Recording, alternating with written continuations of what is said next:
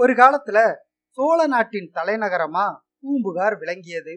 பூம்புகார் ஒரு துறைமுகம். காவிரி ஆறு கடலோடு கலக்கும் ஊர் அது. அதனால காவிரி பூம்பட்டினம் அப்படின்னு அதை சொல்லுவாங்க.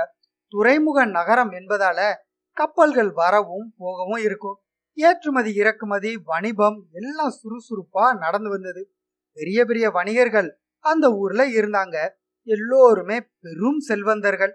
அந்த ஊர்ல கோவலன் அப்படின்னு ஒரு இளைஞன் இருந்தான். பெரிய வணிகராகிய மாசாத்துவன் என்பவரோட மகன். அதே ஊர்ல கண்ணகி என்றொரு பெண் இருந்தா. அவளும் பெரிய வணிகர் ஒருவரோட மகள்தான். அவள் தந்தை மாநாய்க்கன். மாசாத்துவன் மாநாய்க்கன் இரண்டு பெரிய வணிகர்களும் வியாபார சம்பந்தமான முறையில அன்போட பழகி வர்றாங்க. தங்கள் அன்பு செல்வங்கள் கோவலனுக்கும் கண்ணகிக்கும் திருமணம் செய்து வைக்க தீர்மானிக்கிறாங்க. சுற்றத்தாரோட கலந்து பேசி முடிவு செய்து உற்றார் ஊரார் வாழ்த்த சிறப்பாக திருமணத்தை நடத்தி முடிக்கிறாங்க. பூம்புகார்ல மாதவி அப்படின்னு அழகும் அடக்கமும் நிறைந்த ஒரு பெண் இருந்தா. அவள் தாயார் சித்ராபதி ஆடல் கணிகை. கோயில் திருவிழாக்கள் ஊர் பொது நிகழ்ச்சிகள் ஆகியவற்றில் கலந்து கொண்டு நடனமாடும் பெண்கள்ல ஒருத்தி. இதை சதிர் ஆடுதல் அப்படின்னு சொல்லுவாங்க. சதிர் ஆடுபவர்கள் அதை குலத்தொழிலாக வச்சிருந்தாங்க.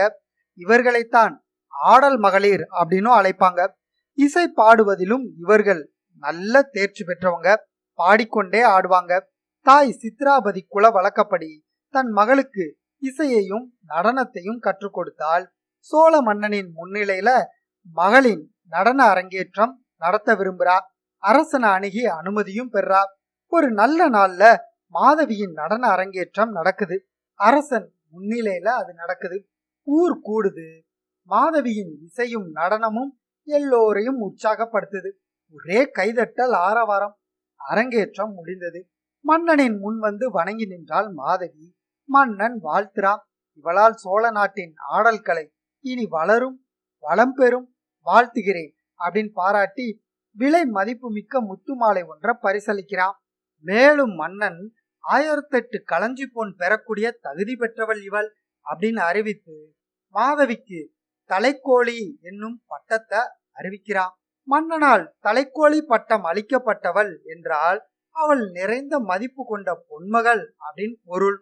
சித்ராபதி தன் மகள் மாதவியை திருமணம் செய்து கொடுத்து விட இதுவே தக்க தருணம் அப்படின்னு நினைக்கிறா. வேலைக்காரியை அழைத்து அவள் குல வழக்கப்படி ஒரு மாலையை எடுத்து அவளிடம் கொடுத்தாள்.